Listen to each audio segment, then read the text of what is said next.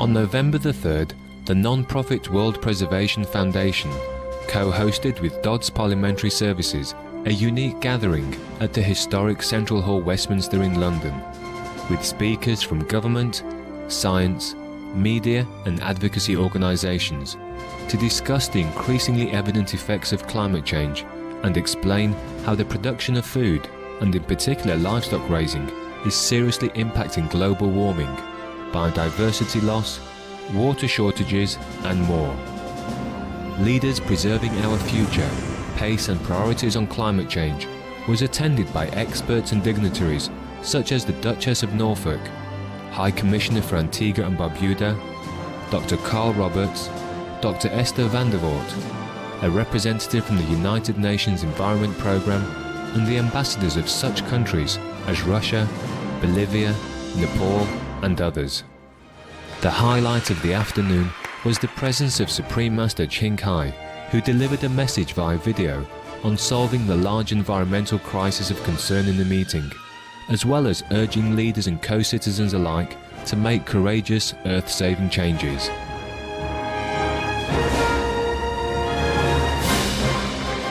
We now invite you to join us at the live conference, Leaders Preserving Our Future, Pace and Priorities on Climate Change, on November the 3rd, 2010 in Westminster, London, in the United Kingdom.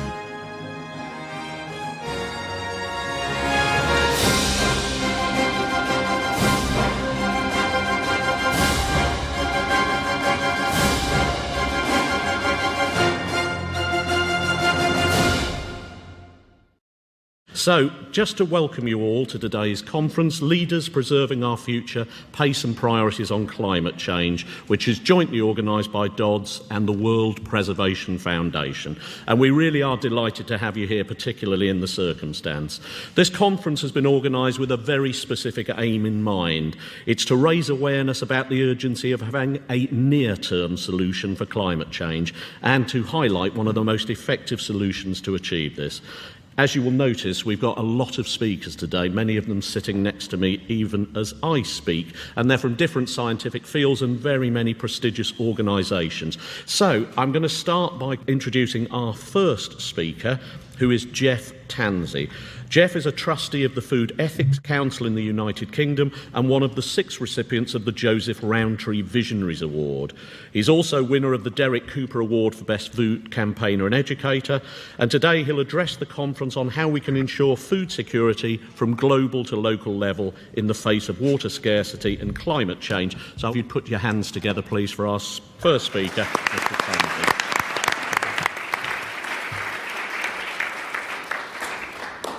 Right, thank you. Good morning, ladies and gentlemen, and thanks to the Foundation for the invitation to speak here. The Food Ethics Council is an independent charity that seeks to put ethical thinking at the heart of our discussions on food.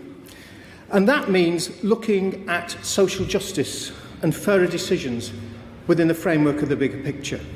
I'm speaking here personally, but drawing on some of the work of the Council. But first, let's look at today's world. We have a dysfunctional food system, despite having the capacity to feed everyone well. It leaves getting on for 1 billion people hungry, well over that, overweight or obese, and even more with micronutrient deficiencies. The poor are affected most. Most people still work in agriculture globally. Most poor people are still in the rural areas, and women are often the most badly affected. Yet they're also responsible for the majority of food produced and hold much knowledge about farming in challenging and difficult environments around the world. Now, achieving food security for all is a complex challenge, and it's got many ingredients, and there are lots of definitions. After the first world food crisis in the 1970s, the focus was on grain reserves, as this quote illustrates. Now, this broader definition from the FAO summit in 1996 is usually linked to thinking about food security in terms of 3 words: accessibility, availability, and affordability. But it actually neglects how food is produced and distributed and the sustainability of that. Some more recent thinking looks at sustainable food systems where you're very clear about what the goals are. It includes the 3 A's, but embeds them in systems that are sustainable and resilient. Increasingly, however, peasants' movements seek food sovereignty, which adds who has what power and control in the system into the equation. Now, achieving food security requires action from the global to the household level. It also means that no one suffers fear and anxiety about where and when the next meal will come from and is confident of that continuing. And that's a confidence that climate change could shatter for all of us. The long-term worst-case scenarios see farming becoming impossible in many tropical latitudes, failing monsoons in India, loss of the Amazon rainforest, widespread desertification in Africa and elsewhere, leading to population movements the like of which we have never seen. The best single way of dealing with these is not to go there, to change our practices now before it's too late. The least bad scenarios suggest major disruptions in key producing areas, yield declines in many areas in the tropics and surrounding temperate areas, with perhaps some advantage to the higher latitudes. All see a loss of biodiversity and agricultural biodiversity. Now, these trends are often talked about in terms of 2 to 6 degree average rise in temperature, but this really is misleading. For climate change will, indeed is already, destabilising weather patterns, leading to more and more extreme events of increasing intensity, from floods, as we saw recently in Pakistan and Thailand, which will be exacerbated for coastal areas, and we're in one, looking at the Thames, as sea levels rise with melting ice caps and glaciers, to winds and droughts and fires, as we saw in Russia recently. Now, these extremes will make harvests less predictable. If several coincide in one year, they may lead to major food shortages of core commodities and huge price rises. Price fluctuations and rises will indeed already have been compounded by competition over scarce resources, using land for agrofuels and commodity price speculation, as we saw particularly in 2007 and 2008, when over 100 million people were driven into hunger and governments fell. Now, although the poor and most marginalised are the first to suffer from climate change, it will affect everyone, including us here, and push food prices up and disrupt supply chains. Now, we need to meet these challenges in ways that embed social justice into the heart of our approach. Otherwise, it will fail. As our inquiry into food and fairness discussed in a recent report, Food Justice, this means addressing the issues about fair shares, fair say and fair play in tackling the problems in the food system and climate change. But it also is about recognising what can be done within a food system framework and what requires changes to the rules of the game. Now, as Tim Jackson said in his eloquent evidence to the Commission, the rich really need to rethink what we mean by prosperity and develop a new kind of ecological economics that's not based on the growth paradigm, what he calls prosperity without growth. For us in Britain and Europe, that means questioning assumptions, such as that we can eat what we want, when we want, from wherever we want. It means accepting responsibility for the generation of greenhouse gas emissions, as well as the extent of our ecological debt, as our footprint spreads much more widely over the world than our numbers justify, thanks in significant part to our need for animal feed. So it requires innovation, but not just in technology, where so much of the focus goes. And even there, the focus is often on finding ways that are essentially about allowing us to carry on doing what we do now, such as agrofuels, rather than change. And in reality, we need innovation that allows us to do things differently, not just technologically, but socially, politically, and economically. We need to rethink the way we produce food, to move from intensive systems which are fossil fuel based to farming systems that are more agroecologically sound and resilient. As has been argued in various reports over the last few years, the global report at the top, the one from the National Academy of Sciences in the States. But we do also need to rethink what we consume. Whether or not we can feed a world with a population likely to stabilise at 9.5 billion people depends upon what they all eat and the impact of producing that food on our life support systems. Now, it wouldn't be sustainable nor healthy, for example, for global meat and dairy consumption levels to rise to that of the American or European level. Food accounts for about 20% of total UK greenhouse gas emissions by consumption, and that rises to 30% if you include indirect emissions from global land use changes. Meat and dairy is about 7 to 8%. Agriculture globally also uses about 70% of the water that's abstracted, and the UK imports about 2/3 of the virtual water it uses in food. And the way we do things at the moment increases the loss of biodiversity and agricultural biodiversity. So, apart from action to change on production, we also need action on waste and consumption. To reduce the waste built into systems through the standards and production processes and supply chains, to the waste that occurs domestically and in catering. Now, the Food Ethics Council, along with WWF, has been looking at consumption of meat and dairy, because this is a significant part of our greenhouse gases in the UK, and you'll hear more from WWF this afternoon. And our latest report is actually out on Friday. Now, the work focused on consumption-related emissions because a production focus ignores the emissions that arise when production is done abroad, so-called offshoring.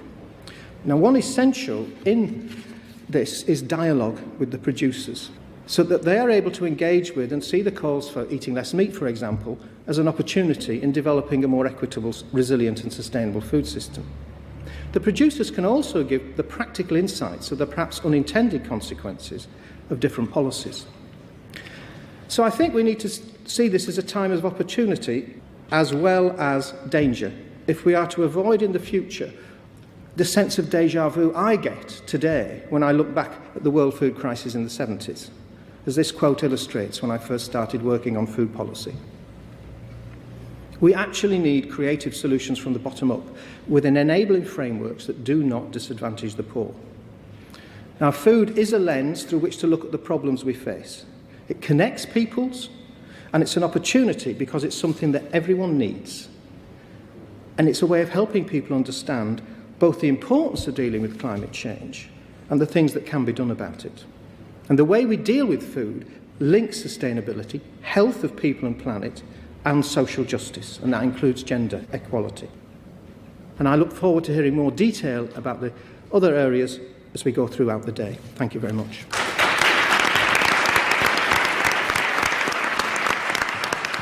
Thank you, Jeff. Our next speaker is David Vaughan. Professor David Vaughan is a climate scientist at the British Antarctic Survey and was coordinating lead author of the IPCC fourth assessment report, and he's just about to begin the same role in the fifth assessment. His research focuses on the role of ice sheets, the threat of climate change and rising sea levels. Professor Vaughan will now speak about ice melt in Antarctica in terms of its effect, severity, urgency and potential consequences. Please put your hands together. Thank you.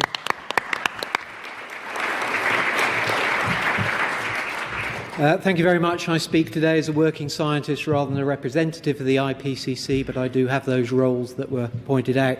Sea level rise is somewhat the poster child of climate change, partly because people can really understand quite simply what the impacts are.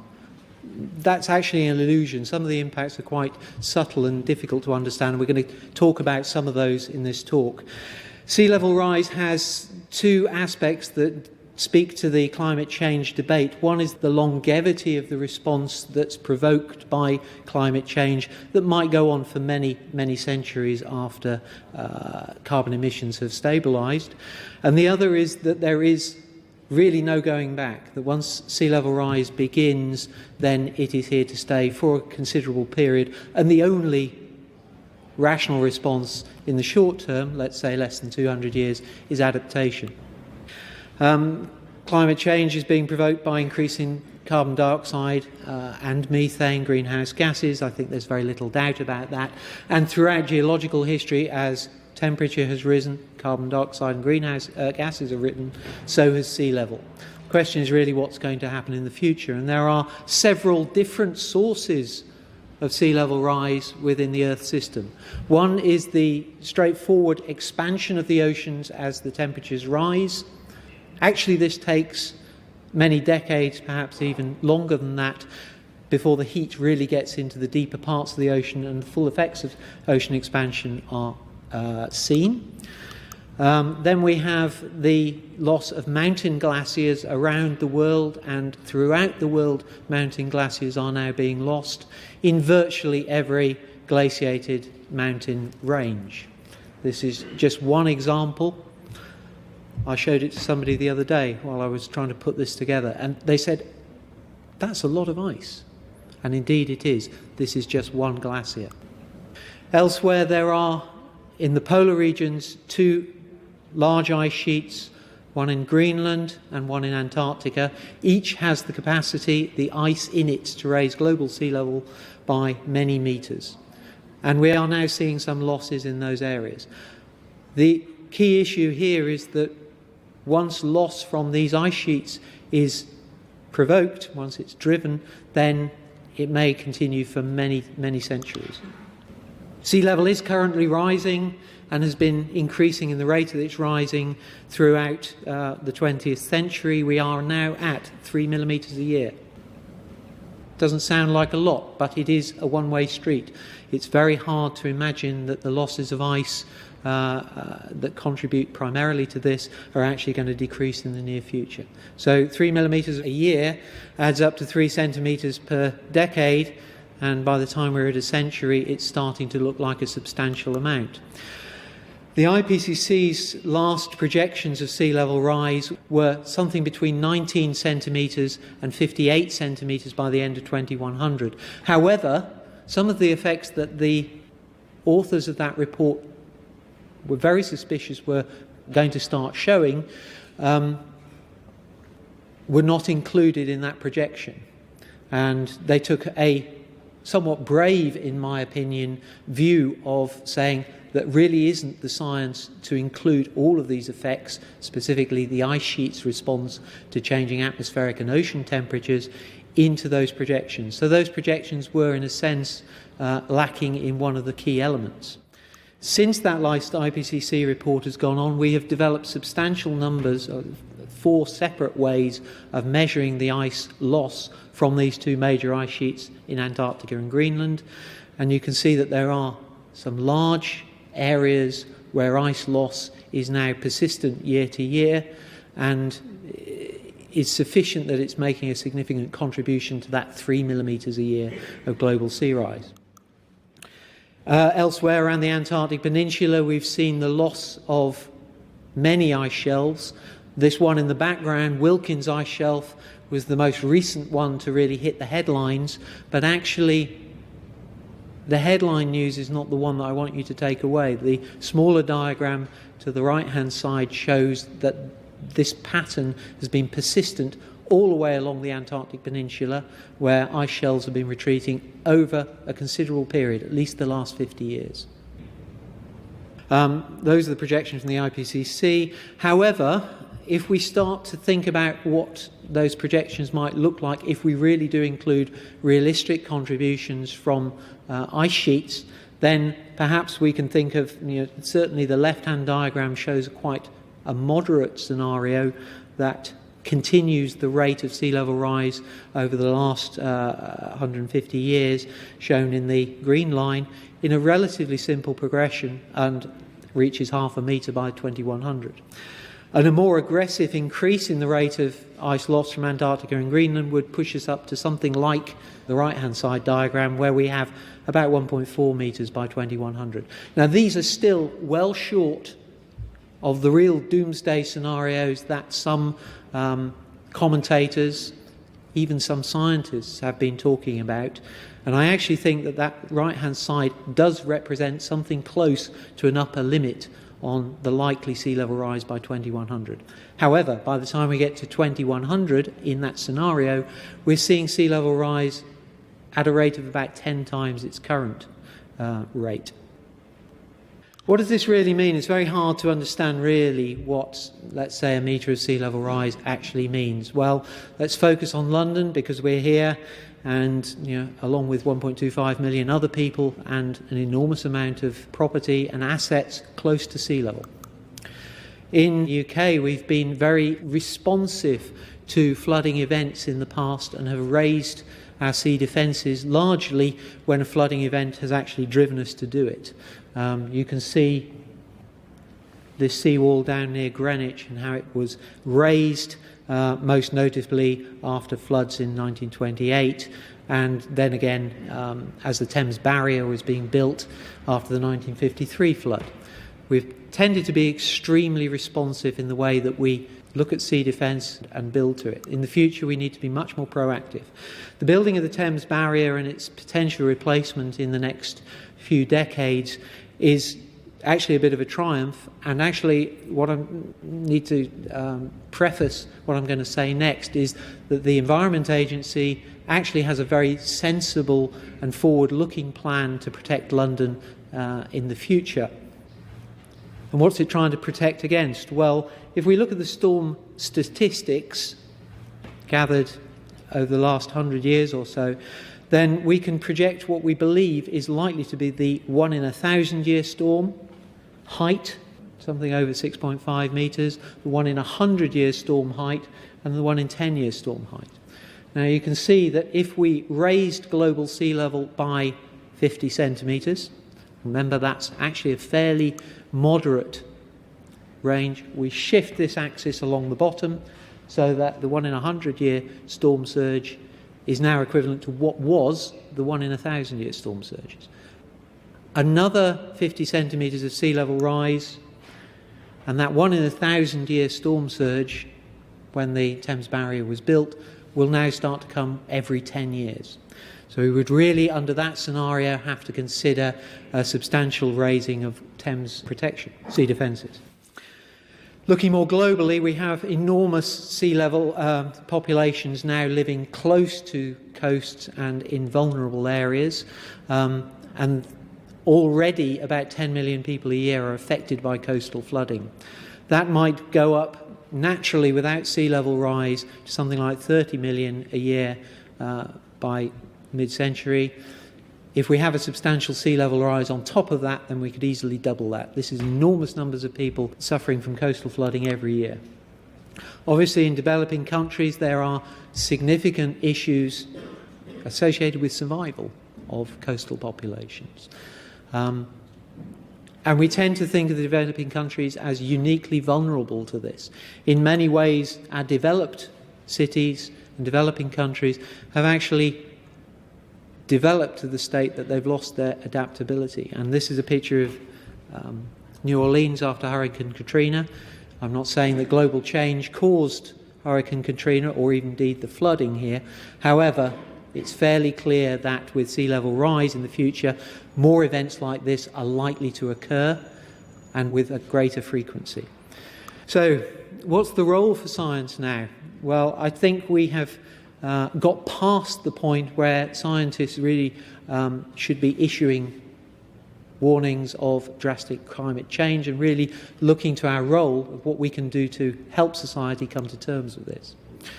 Indeed, in sea level rise science, I think we have a great role in improving the quantification of risk, improving the basis for sea defence planning on that relatively short timescale of, let's say, 100 to 200 years, support for coastal adaptation, where defence is not the only answer, and the avoidance of unwarranted expenditure or expenditure that is too soon.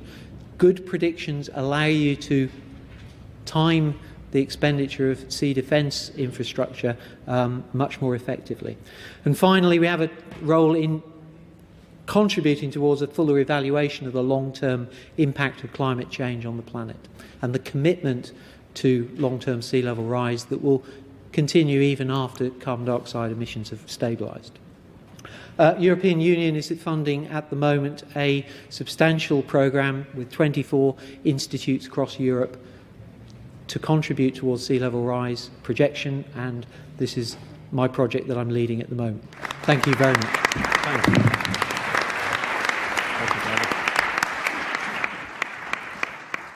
Our next speaker is John Topping, the founder and president of the Climate Institute in Washington, D.C., served as editor for portions of the IPCC First Assessment Report and was recognised for his contribution in the 2007 award of the Nobel Peace Prize to the IPCC. Mr. Topping will talk about recent research highlighting the importance of reducing non-CO2 shorter-lived climate forces and how they can significantly reduce the cause of warming in the near future. Please put your hands together for John Topping.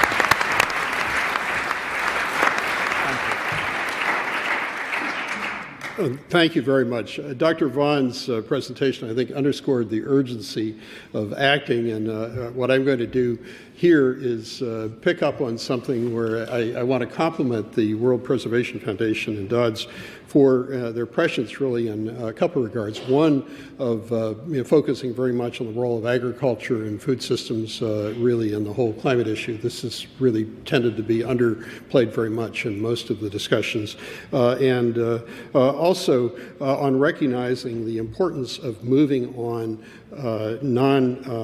or shorter-lived greenhouse gases, things other than carbon dioxide. Not that we don't want to move on carbon dioxide, but if we wait and we focus only on carbon dioxide, all the worst things that were projected by Dr. Vaughan on the high end would probably happen.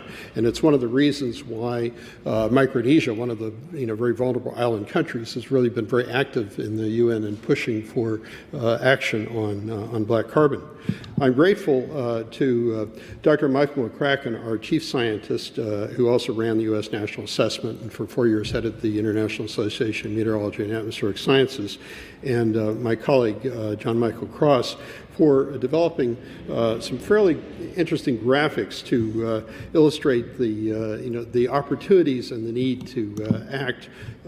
First, you'll see using the business as usual scenario. BAU essentially is what happens if you don't have climate conscious policies, but you assume a certain amount of natural energy efficiency that would happen with the development of the world economy.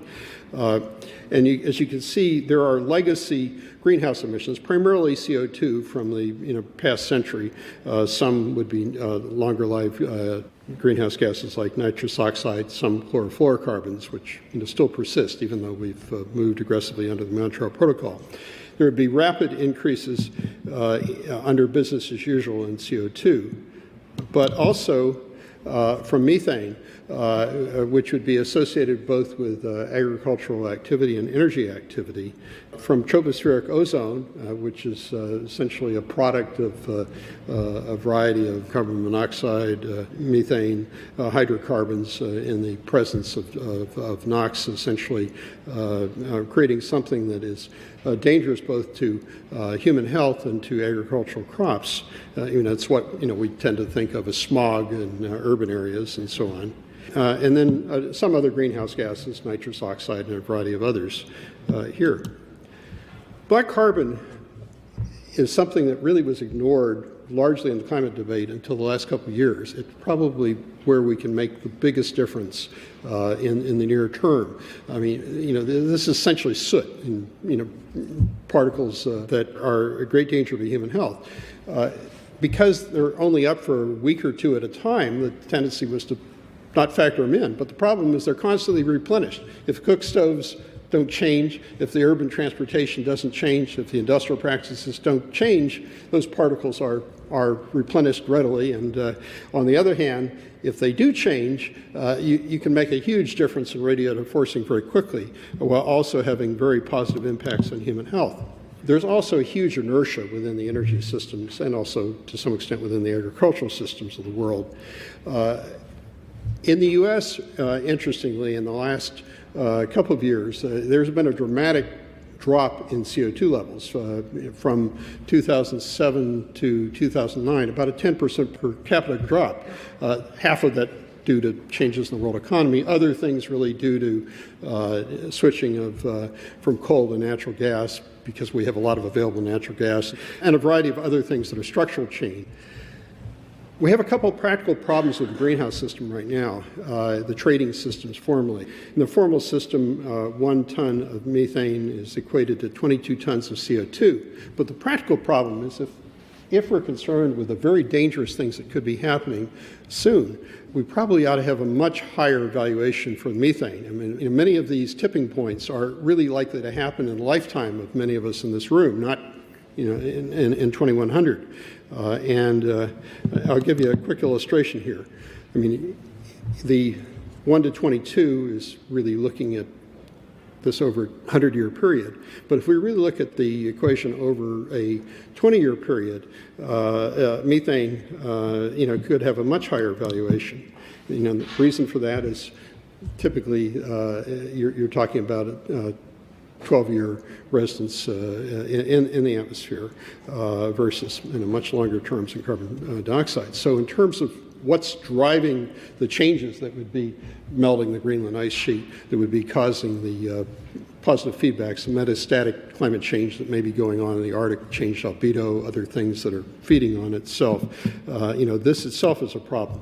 What's interesting is while carbon dioxide is the most important single constituent driving climate change, it's responsible for less than half. And because it's so persistent in the atmosphere, you aren't going to make a huge dent right away. Even if we could wave a magic wand, we would find carbon dioxide concentrations and stop all emissions would still stay awfully flat, and the radiative forcing would still be very, very large.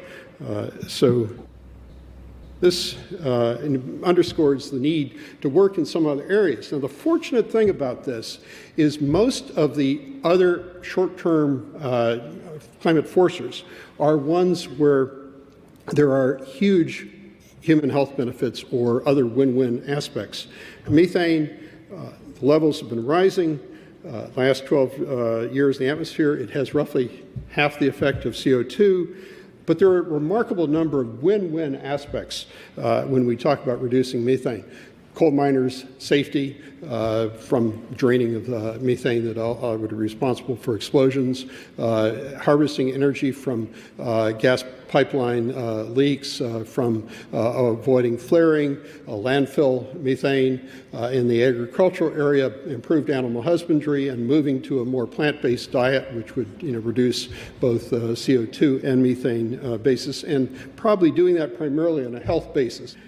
Now, black carbon plays a couple of important roles. It's only up for a short period of time, but it's constantly replenished. It has a warming effect that's roughly 55%, according to the better science on this, I think, is the Ramanathan Carmichael science of CO2, and that doesn't even include calculating the albedo effect, where in the Arctic it plays a much larger role, and in the Himalayas as well. They're potentially impairing water supplies, but it has huge impacts on human health, and that's perhaps the key to being able to get aggressive action on this. Now, the regional effects of this are quite large. These are indications from a few scientists here. The effects really together of black carbon and tropospheric ozone, and to some extent the reduction of the sulfates that happened because of necessary steps we took to address acid rain and so forth. These look like the primary driver for the very, very rapid warming that has been happening recently within the Arctic, and there's a real opportunity to make a difference here. Now, what are the opportunities from aggressive actions on black carbon? Perhaps the most immediate would be acute decreases in the Arctic warming, and that's probably the most dangerous single thing that can happen on the planet right now with respect to sea level and with respect to the possibility of climate feedbacks. But it also has the ability to cut down substantially the nearly 2 million lives, about 1.9 million from cook stoves, about 85% women and children, and outdoor air pollution, which kills about another 800,000 worldwide. So this can go ahead aggressively, and at the same time, it yields very sizable climate benefits. What's interesting is if we assume, for example, a 50% reduction by 2050 across the board, including CO2, and an 80% reduction by the end of the century, this is how things would break out. As you can see, we can make a dent in CO2, and that's important. But we can make a huge dent and the other gases because of the times and so forth there, and especially so with respect to black carbon. Now, this takes us, between now and 2040, a lifetime in which many of us would hope to be around for much of this time. This is really the critical time, I think, for a lot of these tipping points, and the first is business as usual, and then the second is the aggressive reductions. If we do this, we really have a chance of avoiding absolutely catastrophic climate change. Right now, the two most interesting efforts underway are clean cook stove efforts. The UN Foundation and Shell Foundation and others have worked very much on this, where the primary motivation is really saving people's lives, but at the same time there will be real benefits to the climate. In Manila, there's a fascinating effort underway right now involving an Australian firm that is retrofitting jeepneys, working with the Jeepney Owners Association, using voluntary emission reduction credits. Jeepney drivers die a lot sooner than others, and the pollution levels are very high as a result of this. Hopefully, some of these things through the voluntary emission reduction credit systems will happen. Now, at the same time we move on black carbon, it's important that industrial countries have to move aggressively on it as well. In the industrial countries, we can strengthen diesel standards, and we're starting to do that. We can also take off-road vehicles or retrofit some of the older vehicles that don't meet the standards, increase industrial energy recycling cogeneration, which harvests both CO2 and also additional particulates, and then work aggressively through the Arctic Council on these areas. I would like to suggest is it's important to get consumer follow-through on this. In Mexico, Crispin Tequel Interactive Network is pulling together a series of climate theaters like planetariums for climate education. There are now 3. There'll be about 11 by the end of the year. The first of these is the state of Puebla. The state of Puebla has become the first state in the world to move aggressively on black carbon, and I think that's important. We need this kind of action, and we really need to do this. Thank you very much. Thank you.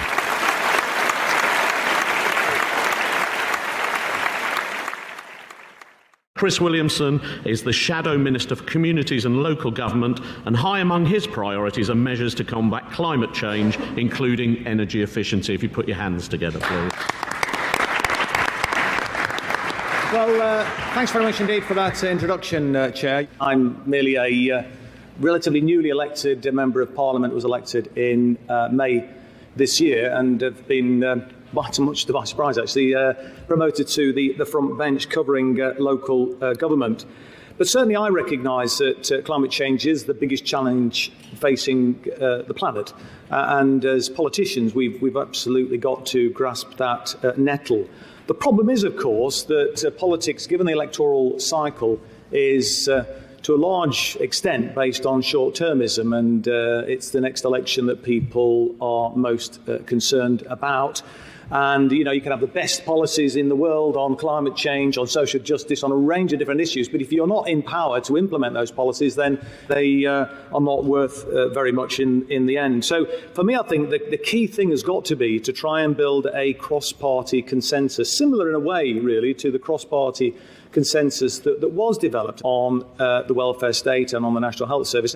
It's more important that we've got to try and develop that kind of cross-party consensus on this whole agenda. Now, the government has said they want to be the greenest government ever, and they've, as you probably know, launched the Green Paper on the Green Deal, and hopefully that will move things forward in terms of taking this agenda on. My background is in local government, and I do believe there is a lot that local government can do around climate change. And certainly in my new role as the Shadow Minister for local government, I will be promoting the role of local councils to actually do whatever they can to help. Now, that's not just in terms of local government getting its own house in order, reducing its carbon emissions, though there's much they can do in that regard. in terms of how they deal with waste and so on, and reducing the need for landfill. And there is a statutory driver on that in any event. That obviously local authorities are moving that forward as a consequence. But there's more that they, I think, can do in terms of their whole place-shaping agenda. And when I was leader of Derby City Council, we set ourselves a target to make Derby a sustainable city by 2025, self-sufficient in clean, green energy. And we wanted to build a consensus with other public sector organisations, but also, most importantly, really, the wider general public and the business community in Derby.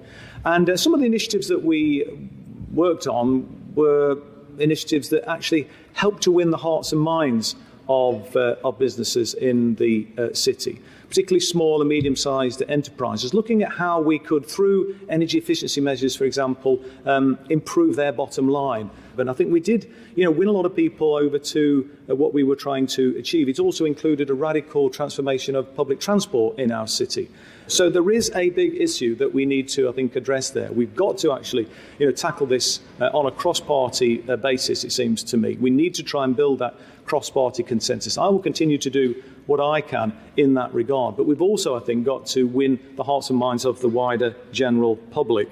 And that means, I think, looking at how we can encourage people to look at lifestyle, how they can encourage people to perhaps eat less meat, given that the livestock industry does contribute to a large extent to climate change emissions. Got to find a better way forward, I think, where we can see people's livelihoods, their lifestyles, their standard of living not being diminished over much, that we can try and keep people in employment. And I do think there are some opportunities in that regard in terms of the whole new green jobs which could be created that will, I think, help to address that conundrum which can be created. And I do think we are beginning to, as I say, develop that cross-party consensus. Certainly that's what I will be seeking to do. And obviously, I'm just a layperson. It's a topic I'm very passionate about. I'm not in the same league as the eminent speakers that have spoken today, but certainly I would be keen to work with people in this audience on the platform today to help me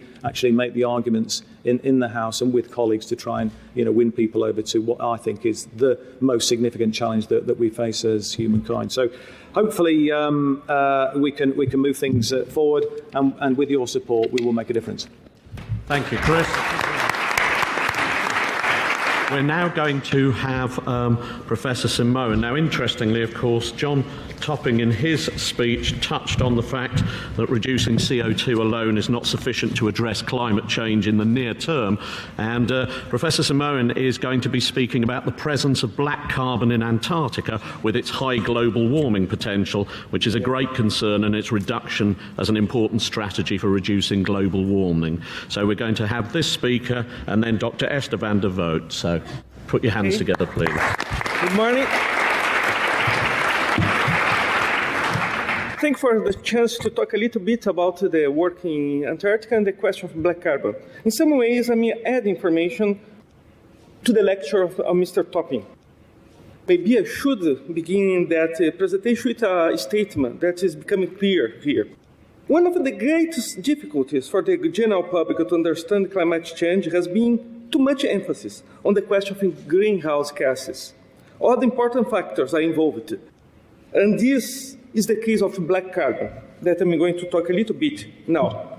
So, what is black carbon? First, it originates from the incomplete burning of biomass or fossil fuel, and is basically formed by small, high solar radiation absorbing particles.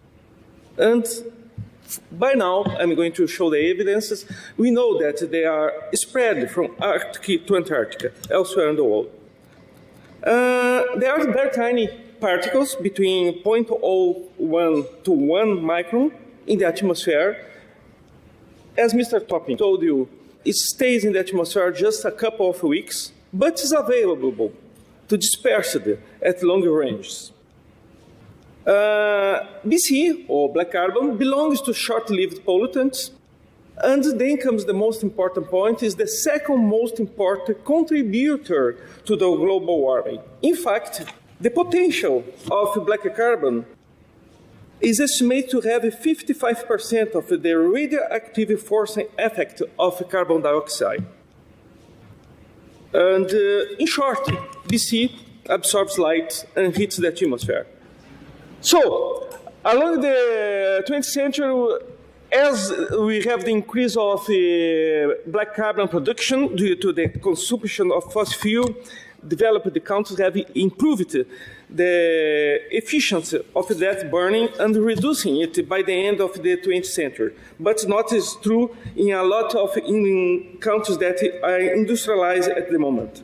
So, the thing that we have in this picture here is the main places that we have biomass burning at the moment, at the year of 2009. As you can see, mainly in the subtropical and tropics, not only in South America, but also in Africa and Australia and some countries like Indonesia, Malaysia, and others in Southeast Asia. So we can place the following question. How this kind of material can be transported to Antarctica? It seems a long way.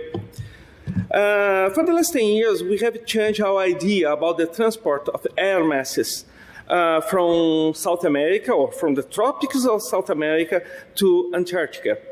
By now, we know that cyclonic activity is able to transport materials in a short time, in a week or so, from the main areas of biomass burning to the south, and then mainly to the northernmost part of Antarctica, that is the Antarctica Peninsula. Interesting enough is to know that as the air masses are coming south here, we have cold air masses going to the north up to the south of the Amazon, of course, to balance the energy budget of the Earth. So it's a two-way movement, and here I would like to do a point about the impact, about the places that it is really happening, this kind of biomass burning and transporting to the south. It's a myth that it is in the middle of the Amazon that we have biomass burning. It is happening, in fact, in the Brazilian savanna, known as Cerrado, and in the frontier between the savanna and the Amazon forest. It's really related to the expansion of cash crops and cattle farming, a point that should be considered in the discussions this afternoon. So, cold air goes to the Amazon forest and biomass burning products to Antarctica.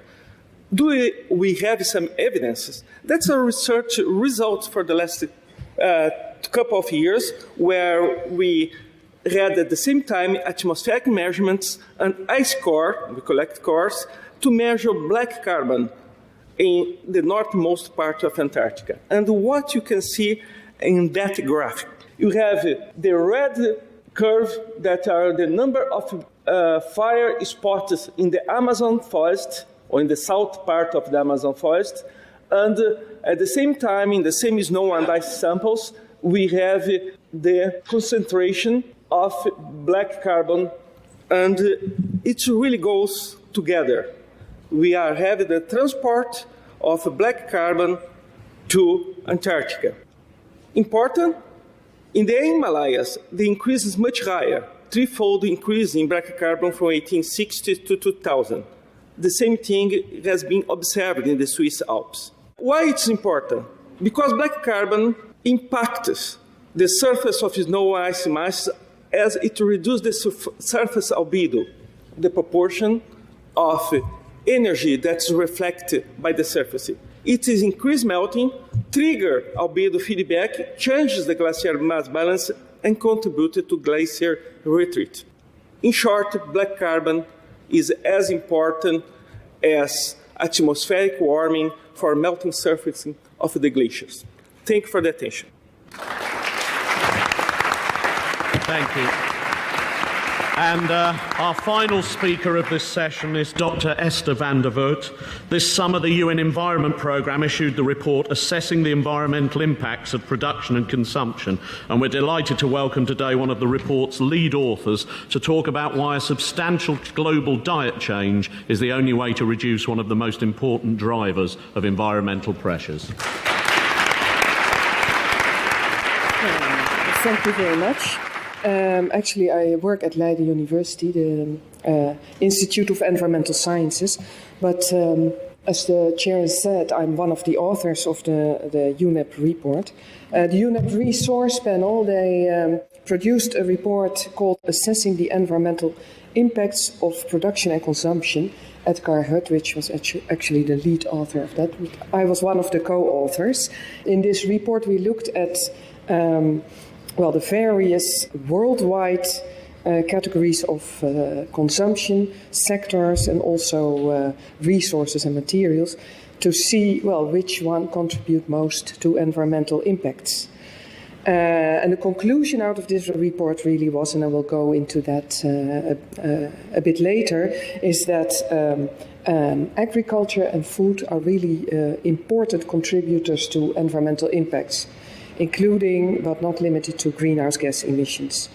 Options to reduce this were not really the topic of this report. A next report will go into that in more detail. And of those options, a diet change seems to be the most effective one. So this is, in brief, the topic of my talk. In view of the topic of this event, the non-CO2 greenhouse gas emissions, agriculture is especially a relevant sector because methane is a greenhouse gas that's emitted in large quantities from cattle, and the climate forcing potential of methane is a lot stronger than that of CO2. Same for laughing gas, N2O. That's emitted from soils. It's a product of incomplete denitrification of fertilizer and manure, and that's an even stronger climate-forcing gas, and it's connected especially to agriculture. That does not mean that agriculture is not associated with CO2 emissions. It is, and especially via the energy input in the agricultural chain, like, for example, via fertilizer. Agriculture is also associated with other environmental impacts, and the ones to name especially is land use and water use. This is one of the results out of the UNEP report. Here you can see the contribution of the various consumption categories to greenhouse gas emissions worldwide. And here you can see the green part, that's food. It does not just include the agricultural sector, but also the upchain, the production of fertilizer, the production of other agrochemicals, the agricultural practice like driving around in tractors. That's all included. Also the food processing in those percentages. So it's significant. Another angle to take is resources or materials, and that's where these pictures come from. They are not for the world but for the EU countries. Here you can see the leftmost bar represents just kilograms of consumption, and the largest part is minerals for construction, so it's sand and gravel basically. Agricultural materials you can see in the red and orange a little higher, the red one being the crops and the orange the animal products. But if you calculate not just the kilograms, but the environmental impact connected to it, you can see the size of those different contributions of the materials change. For the global warming potential, you can see that the sand and gravel contributes almost nothing. But for agriculture, the bars are a bit bigger than in the kilogram ones. Land use competition, of course, agriculture dominates since it's by far the largest land user of the sectors. And then there's a human toxicity bar, and in the end, the rightmost bar represents all environmental impacts added to each other. And here you can see that agriculture, and especially animal products, contribute a lot. Now, if you look a little below that, this picture represents greenhouse gas emissions of agricultural products in kilogram CO2 equivalent per kilogram.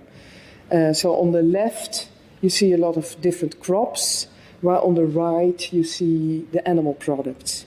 And if you just look at it through your eyelashes, you can see that the greenhouse gas emissions per kilogram are a lot higher for these animal products than they are for the crops. And also you can see that there are a lot of differences. So one animal product is not equal to another one. These two pictures, the leftmost represents the worldwide consumption of different agricultural product groups. You can see the cereals on the left and the vegetables and fruit and then the oil crops. And on the right you have the animal products, meat, fish and dairy. In kilograms, the consumption is high for the vegetable products. But if you multiply that with the greenhouse gas emission per kilogram, you can see that they are almost equal. So although in kilograms the consumption of meat and dairy is less, in terms of their greenhouse gas emissions, it's equal. How come?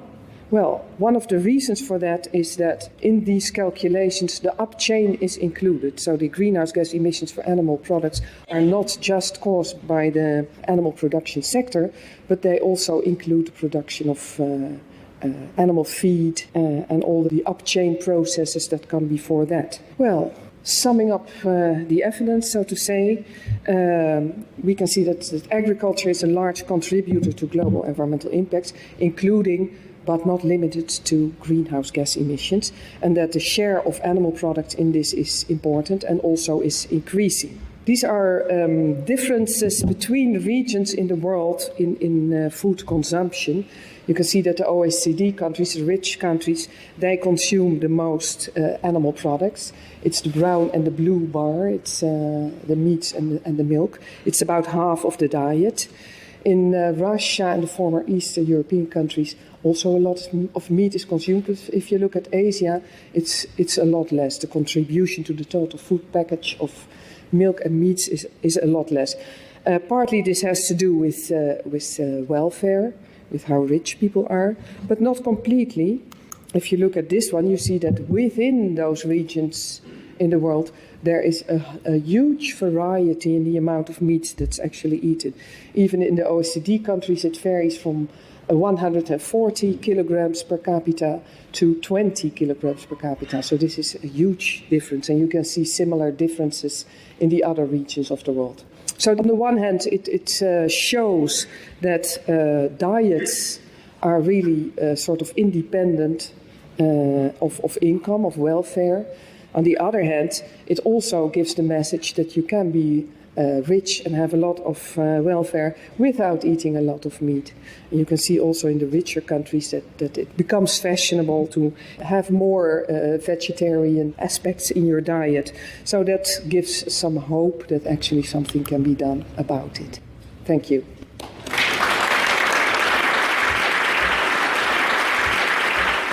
We've already heard about what shorter-lived climate forces are, and our next speaker is Dr. Xian-Hui Ku, co-founder of the World Preservation Foundation and a renowned chemical and engineering sciences researcher based in Singapore. Dr. Ku's main research areas are life cycle assessment of greenhouse gases and the carbon footprint of food, bioenergy and strategies to reduce global warming. Today she'll be talking about the structural causes of non-CO2, shorter-lived climate forces. Please, would you put your hands together whilst holding your cups for our next speaker?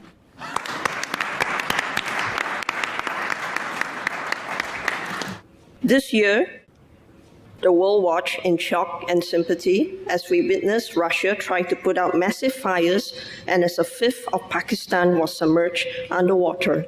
Many of the world's developing nations, who are the most vulnerable to climate change, has been calling for global average temperature increase to be no more than 1.5 degrees. We need some urgent solutions to stop the trend of mean rising temperatures and prevent any further climate-related disasters. We also now realize that reductions in carbon dioxide, which was at first all the efforts put to stop climate change, will not create cooling in time.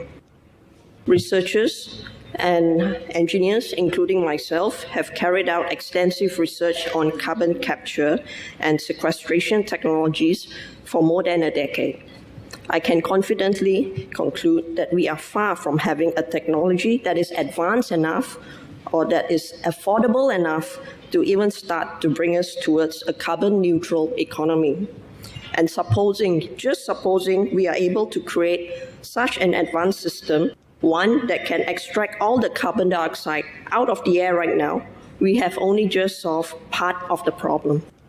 The bigger and more urgent magnitude of climate change lies in reducing shorter-lived greenhouse gases. Our understanding of climate science has evolved in the past few years. Perhaps the best solution suggested by scientists for the fastest recovery of the climate is to reduce shorter-term climate forces, methane, black carbon, and ground-level ozone. These gases exist in the atmosphere for a shorter period of time than carbon dioxide. Ground-level ozone lasts for about 22 days, black carbon for about months, and methane 12 years. Reducing these shorter-lived climate forces can lead to immediate climate benefits because the Earth's climate system responds quickly when these pollutants are removed from the air. And one of the most powerful ways of bringing these emissions down is through dietary changes. According to the UN, the primary source of human-caused methane is livestock. From these charts, we can see that in the United Kingdom, 43% of methane emissions come from livestock, and in Brazil, 75%. There are suggestions to capture methane and convert the gas into bioenergy. Unfortunately, this approach has to be applied in closed factory farms to make it easier to capture the gas from animal waste. This suggestion will only create another problem since closed-space factory farms are breeding grounds for all sorts of disease and illnesses. They also do not address the other environmental challenges created by animal proteins, including land use change, high water usage, deforestation, nitrous oxides, and biodiversity loss. From a life cycle food chain perspective, such approach is known as shifting the environmental burden from one compartment to another or from one type of pollution to another. Around 50% of the black carbon that was deposited around Antarctica was from the biomass burning found in South America. When black carbon is deposited on ice and snow, it absorbs solar energy and accelerates the melting of glaciers. This further adds to the warming of the planet. Large amounts of black carbon, carbon dioxide, and methane gases are released from the burning of forests, or rather, from the destroying of what's considered the precious lungs of the planet. And the reason for deforestation? To create land for cattle grazing and for growing soya directed to feeding these animals. It has been estimated that cattle ranching is the cause of between 70 to 80% of deforestation in the Amazon. We can clearly see by now that the livestock sector and dietary patterns are key contributors to a range of critical environmental problems we face today. If these non-carbon dioxide gases continue to be emitted, the ecosystem of this planet that has supported life for eons of years is on the brink of spinning out of control. The logical, simple, and practical solution to reduce methane, black carbon soot, and ground-level ozone pollution is to shift away from animal farming or to shift away from meat-based diet to an entirely plant-based diet. Plant-based proteins offer a wide range of environmental benefit from every angle of its life cycle perspective, from farm to food. A single-level food chain in place of a double-level food chain have the advantages to reduce pollution, free up land for restoring the forest, offer health benefits, and ensure food security. The Netherlands Environmental Assessment Agency reported that based on a diet with no ruminant animals, the cost of climate change can be reduced by 50%. However, by switching to a diet with completely no animal products, including no fish, the cost of mitigating climate change will drop by more than 80%.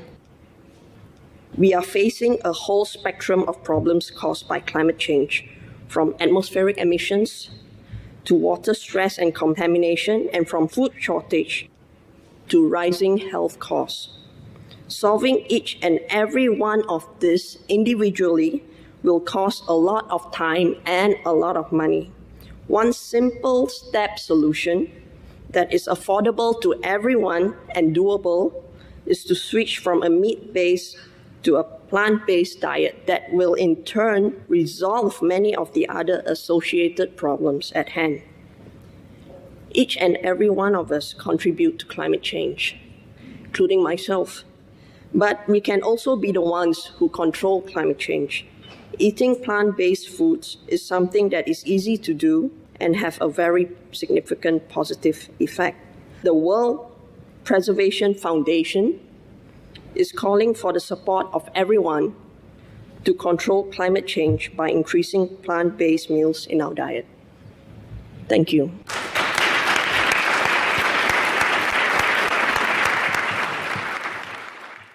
Now, many people say that water will be the new oil of the 21st century, and to ensure food security and basic comforts, we need to preserve and use the water that we have sustainably. Professor Arjen Hoekstra is the Professor in Water Management at the University of Twente in the Netherlands and co-founder and scientific director of the Water Footprint Network. And he'll talk about his pioneering work in the water footprint of our daily consumer goods, including why meat is driving water scarcity. Thank you very much. Everybody knows carbon footprint, but who does know water footprint? I will try to explain in this talk what is water footprint and how it also relates to energy and our diet, our daily commodities. And I will put a bit of a focus on the UK, because we are now in the UK. I come from the Netherlands. But actually the numbers are often very similar in other Western societies. I speak on behalf of the Water Footprint Network, which is a network of partners around the world from different sectors, including large companies, governments, international organizations like UNESCO, FAO, and also large NGOs like the World Wildlife Fund and the Nature Conservancy, etc., etc. So this is a very multi-sector international organization aiming at sustainable, equitable and efficient water use throughout the world by awareness raising, by using the water footprint, and particularly in the end by aiming at governments setting water footprint reduction goals, just like with carbon footprint. And not just governments, but in the end also companies, so that companies deliver products with low or even zero water footprint. First of all, I will say very briefly something about actually what is water scarcity, what is water pollution for those who are not aware of that. I will explain the water footprint of a few daily commodities, focus on meat and bioenergy, and finally see what we can do. Signs of water scarcity are everywhere, although living in the UK you may imagine what do I have to do with water scarcity. Actually, this is your water scarcity. This is in Spain. You import in the UK strawberries from this area in southern Spain, the Cota Doñana National Park. This used to be a wetland, very nice area. Just upstream, the water is being used to irrigate strawberries, so the water doesn't end up in the wetland. So this is the wetland today. This is also your area. This is in Central Asia. This is where you get the cotton from. So what you see here is the former Aral Sea in Central Asia. There used to be rivers arriving in that sea, so that's why it is a sea. It is being fed by rivers. No more. The water is being used to irrigate cotton upstream, so the water doesn't end up in the sea, so the sea is drying. The chemicals have entered the sea, are now lying on the bottom, so we have huge human health problems there. Then this is humid. It's in Brazil, in the Amazon forest. This is where your meat comes from. Your meat comes from the UK, yes, but the animals, they have to eat, and they eat the soybean from Brazil, partly. So the water footprint of your meat is over here. So the green water, the water that is coming from the rain, is being used here not to sustain a rainforest, but to sustain your meat consumption. It takes about 30 million cubic meters of water per year to produce soybean in Brazil for export to just only the UK. And this is about equivalent to 500,000 Olympic swimming pools. So this is the amount of water being used over there to get you the meat you like. or maybe not you personally, but in the UK. Then apart from water scarcity, we have water pollution. We have the water pollution from the industries, we have the water pollution from the households, but we also have the pollution from agriculture, which is often much more difficult to handle because it's what we call diffuse pollution. And it ends up in the groundwater and the surface water system. The pesticides, the fertilizers, the nitrogen, the phosphorus, and they cause huge water pollution problems in our water bodies. And in the end, they affect biodiversity, they affect human health. The water footprint of the average consumer in the UK is not at home. So forget about this water-saving toilet. Forget about this shower head. It's not where you save the water.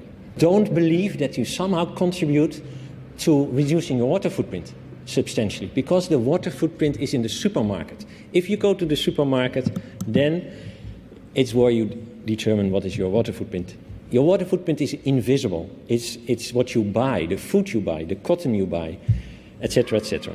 3,400 litres per day is the water footprint of the average UK citizens related to the consumption of agriculture products. It relates to 150 litres per day at home. So this is really small water use at home if you compare to the water use elsewhere. But actually, it's much more interesting because it's not just outside your home, it's outside your country. Because 60 to 65% of your water footprint is not in the UK, it is elsewhere. It is in the Cota Doniana National Park in southern Spain. It is in Central Asia, in Uzbekistan, Kazakhstan. It is in Thailand for the rice. It's in Ghana for the chocolate. It's in Brazil because of the soybean for the meat. So these places that we know from the news, the water scarcity, water pollution, they are your places. This is where your products come from and where your footprint lies. Technically, we distinguish three components. We have a green water footprint, which relates to the volume of rainwater evaporated. We have the blue water footprint, which relates to the volume of surface or groundwater consumed. And we have the grey water footprint, which refers to the volume of water being polluted. So we have developed very strict mechanisms to calculate those footprints so that there is no confusion about precisely what it means if we say the water footprint is 100 litres per day. The water footprint of the UK citizen can be shown on a global map as shown here. So the intensity of the blue color shows the amount of water use in those different places in the world, the amount of water use for making products that are being consumed in the UK. So we did this kind of analysis for all countries in the world based on models to estimate the water use in agriculture, but also in industries and households, and based on trade statistics, of course. And here you immediately see where are the hotspots of the UK water consumption. If we just look at this slice of bread, which is a typical Dutch slice of bread, it's 40 litres of water to make that. So you can hardly imagine it, but it's a lot of water. But it continues. If we look at other products, like tomato, it's 180 litres of water.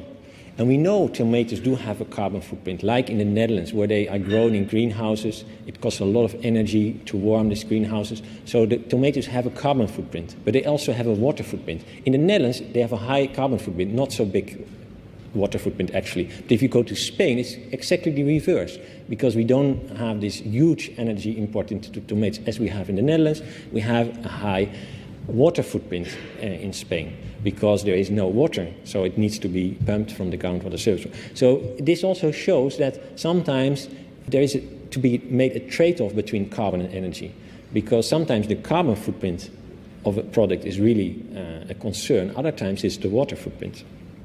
And even one tomato from Spain cannot be compared to one tomato from the Netherlands in this respect. We need to know, in fact, what are we eating and what is the underlying water footprint. If you look at a cow, then it's 3 million, and this is a global average, I have to emphasize, 3 million litres of water to make this cow. And this is not because the cow drinks such a lot of water. No, actually, 99% of the total water footprint of the cow refers to the water needed to make the feed of the cow. And if you then look at what it means for one piece of beef, then we have nearly 16,000 liters of water, global average, that is needed to make this piece of beef. And if you then translate it to your favorite hamburger, it comes down to 2,400 liters of water for one hamburger. And this is the total. It includes also the water for the bread, for the lettuce, etc. But most of the water footprint that you show is really for the beef that is there, nicely sitting in between. If we look at a vegetarian diet in industrialized countries, we see that most of the calories that you get are from vegetable origin, not from animal origin. However, the water footprint, if you look at the liters required per kilocalorie, animal origin calories, they cost much more water than vegetable origin calories, about 5 times more. So that means that if you look at the total water footprint related to your food consumption, most of the water footprint related to your food is because of the ingredients of your diet, which are of animal origin. If you look at the vegetarian diet, we compare a diet with the same calories. However, now we have much less animal origin, still some dairy product, but no meat anymore. Then you see a switch in terms of the total water footprint from 3,600 liters per day to 2,300. So a very substantial difference. If you look then in developing countries, you see in general the water footprints are less because the people eat less calories. These are the global average values taken from FAO and our own statistics. But what is now happening is a move from bottom right to the top left. So you see an inevitable increase of this water footprint in the coming future, since developing countries get more developed, eat more meat, and the statistic has been shown before, meat consumption worldwide is increasing rapidly still. I have to emphasize, however, that one piece of beef is not the other piece of beef. You don't see the difference here, but they are very different because it depends on where they come from. If you have grazing systems, the water footprint is mostly green water, rainwater, it's mostly local. The other extreme from industrial system-based beef. The water footprint is not only green, but partly blue. This is water taken from surface water. So this leads to groundwater levels decline. This leads to rivers becoming empty. And often it's not local, but far off in water-scarce areas. This was about meat, but let's look at bioenergy. It's very interesting to see that in knowledge we are fragmented. So there are people knowing about energy and there are people knowing about water. Same in our policy. There are people responsible for water policy, there are people responsible for energy policy. And these people somehow never talk and definitely they don't understand each other. So what you see is that in the water sector, the developments are such that every liter of water being supplied is becoming more and more energy intensive. So solving the water problems is possible, but it will cost more energy per unit of water because the water is pumped deeper, it's taken from further away, large infrastructure projects to supply water are being installed, desalination is being promoted, it costs a lot of energy. So the water sector is becoming more energy intensive. The energy sector, on the other hand, is becoming more and more water intensive because the energy sector tries to become more sustainable. And what is now a nice solution is bioenergy. And bioenergy is precisely that type of energy that is going to create a large water problem in the future. And this is what you see here. The water footprint of bioenergy is huge. There is no way to ever replace in a substantial way fuels, fossil fuels, by biofuels. Just forget about it. It's impossible to think about the amount of land and water we need to make all that biofuel. And having said that, I have to say there is much difference, of course, because the sugar beet differs usually from jatropha, which is another crop on the right. So there are big differences still. If we go into biofuel, then have a careful look on what kind of source we use and how water efficient is that. So what we see here is an interesting picture that if we are going to drive on bioenergy, we use a lot of liter of water per kilometer, passenger kilometer. Always much more than if we walk or if we bike. And of course, we should invent certain forms of transport that are more efficient than walking and biking, not less efficient. If you look at wind energy, if you look at solar energy, then the amount of energy per kilometer is much less. So this is the direction we should take. So what can we do? Companies can at least adhere to certain shared terminology and calculation standards. In 2011, February, there will be the new global standard on water footprint assessment. And what is very important is that companies give product transparency so that we know at least what we are buying, that we have benchmarks so that we know what direction we can go, and finally, quantitative footprint reduction targets throughout the supply chain. Governments, they can of course look at their own organizational water footprint, and as I said before, we need that coherence between water policy, energy policy, but also obviously agriculture policy and even trade policy, etc., etc. So to kind of summarize, stop the waste of blue water. We can simply go to zero blue water footprint in industries by recycling. We can, by using irrigation techniques better than before, reduce the blue water footprint easily globally by 50%. Make better use of green water so we don't need to have the blue water anymore. And reduce the grey water footprint globally to zero by organic farming and in industries by just no pollution, recycling. I would like you to refer for more information to the Water Footprint Network website, which is waterfootprint.org. You can download all kinds of publications over there. And finally, I would like to invite you to go there to calculate your own water footprint. Thank you very much.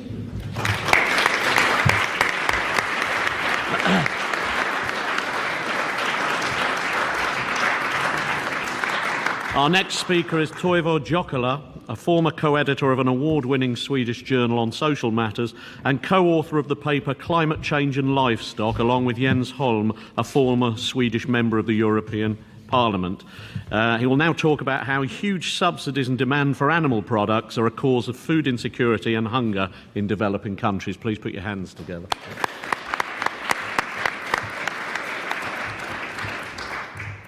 Yeah, and here you have the web address to the report, and as you can see, it has been translated into several different languages. Jens, member of the Swedish Parliament, former member of the European Parliament, and we co-wrote this report in 2006. And of course, a lot of things has happened since then, both on an international scale and when it comes to EU policies. But the main patterns are still there. This report isn't only on the EU subsidies to the livestock industry. It also covers some graphics and some information about things that we have been told about earlier today. So I don't intend to repeat what Esther van der Voort and Sieng Ko and Arjen Hoekstra have said. But what can be said is that meat consumption or livestock production and consumption as a whole, including dairy products and so forth, has a huge impact both on climate change, on water scarcity, on deforestation, and even hunger issues. What's actually happening is that the EU, within its common agricultural policy, still supports livestock production with enormous amounts of money every year. Jens and I calculated that in 2006, the total figure was 3.5 billion euros that year in support to livestock production. Then if you include fodder crops and stuff like that, the figure is, of course, going to be much higher, but it's hard to separate those support figures or subsidies figures from the ones that go directly to animal industry. What can be said is that there are two basic kinds of subsidies from the European Union to livestock agriculture. First of all, direct subsidies, support money that is paid out to farmers who have a certain kind of animal product that they produce. basically. They get their share of extra money for producing what they're producing. And apart from that, there's a category called interventions. And this is a very special one. I don't know if you've heard of it before, but the basic idea behind that is that the EU gives money to farmers for storing the surplus of a given product at a guaranteed price. And this takes place independently of if it's an animal product or not, of course. But given the devastating effects of the increasing livestock production, it's quite remarkable that billions are paid every year to this. And another kind of intervention support that is perhaps even more remarkable is that money is given out as export subsidies, that European farmers or the European livestock industry is paid to export their products to countries outside the European Union. And this constitutes part of a quite remarkable negative trade spiral. If we take the country of Brazil, for instance, as it was mentioned before, Brazil is one of the world's largest importers of dairy products, and huge amounts of money are given out every year to support the export of, for instance, milk powder from the European Union to Brazil. And that makes, of course, these products cheaper than they otherwise would be. So it puts a downward pressure on market prices in Brazil and make it relatively more favorable for the producers in Brazil to produce for the world market than producing for the local market. You get the logic in that. And at the same time, as we've heard about, huge amounts of soybeans are produced in Brazil. Production levels between 1965 and 1997 increased by 50 times in that country. And a lot of this is exported as animal feed to the European countries. So this is like the quintessence of a devastating trade spiral. What can be said, of course, is that once upon a time there was a logic behind these subsidies to European farmers. It's basically some kind of post-World War II phenomenon where farmers got money in order to secure that there wouldn't be any food shortage in the near future. But this system has survived, and there is no tendency of removing it, although a number of politicians and officials, even ones that we interviewed in our report, say that these subsidies are going to be removed. But it seems to be a very long-term project. Some subsidies have decreased since we wrote the report in 2006, especially direct subsidies. The total figure was 3.5 billion euros for all kinds of subsidies in 2006, all kinds of livestock subsidies. And in 2010, the figure seems to be 2.83 billion euros. But at the same time as the direct subsidies decrease, there are also increases in interventions, export subsidies and so forth. It goes down on some animal products, but for instance, it goes up on dairy products. I guess it's based on the economic situation, basically. It adjusts to world market prices. But the basic thing is that this destructive trend survives. The basic conclusion is that this extremely destructive thing must be stopped, of course. And it has also been demanded very recently in the UN meeting in Nagoya back in October. The meeting agreed that it's important to phase out environmentally destructive subsidies. So we'll see if that has any deeper influence on this. Thank you very much. Thank you. Okay, it's 2 minutes to 12, so if we've got one quick question that perhaps somebody would like to ask. Thank you. Neville Grant, United Nations Association. Beef is being given a pretty bad press today. What about fish? It very much depends on what kind of fish, whether it comes from the sea or from the freshwater system, whether it is natural fish or from an artificial fish production system. Essentially, once we start going into really intensive fish production systems, we generally see the new problems popping up again, because also fish, they need to eat, and fish in artificial systems on land, they need to be refreshed with fresh water. So very preliminary research, I have to emphasize that, shows that it's definitely will not be the solution to meat. There are similar and other types of problems attached to that again.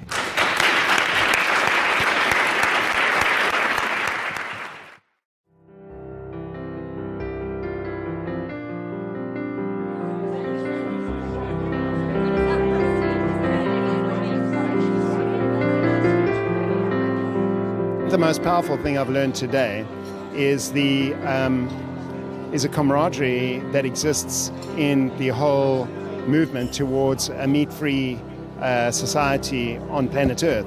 That was one of the most wonderful feelings I had today. But apart from that, there was great evidence shown by really, really well-known scientists showing that these intellectual inspirations that I've known about for a long time, whereby I knew that, the eating of meat was destroying the planet. They exposed that to us in very, very clear scientific terms, and some of it was quite shocking. The thing I didn't realise is that dairy and cheese aren't particularly very good for your health either. I kind of known before about the meat production being unenvironmental. It'd have a huge impact if more people went vegetarian. I mean, everyone would be lighter and happier, and they wouldn't need so much medication, wouldn't need such huge healthcare. There's huge implications. And I think that the lady from America, Lisa Bloom, she's so beautiful and thin and lives on a vegan diet. If you've got a walking advert like that, it's whoa.